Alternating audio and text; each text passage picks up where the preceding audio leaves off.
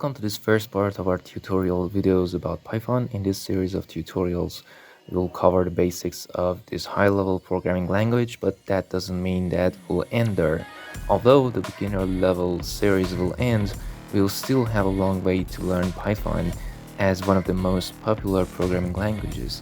Our journey in learning Python starts from the basics to the most advanced topics and applications. The applications that we're going to cover varies from designing operating system softwares to web applications and blockchain, and then we will consider Python as a tool to automate 3D designing and animations. If you're wondering how hard it is to learn Python, I should tell you that this programming language is the easiest one to learn. Not only is it popular because it's high level, it is also easy to understand, learn, read, and write.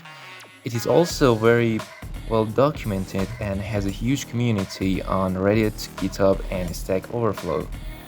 No matter if you want to learn how to create a website, web application, desktop software, or a decentralized application, or learn how to efficiently design and animate, Python is the best option that you've got.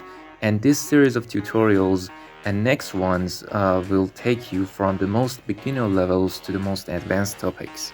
So make sure you will continue up to the end, because the basics of Python is all you need to be ready for some cool and great projects in frameworks like Django, Flask, and Brownie, tools like PyQt and Blender, and several useful libraries that you might need for your own projects.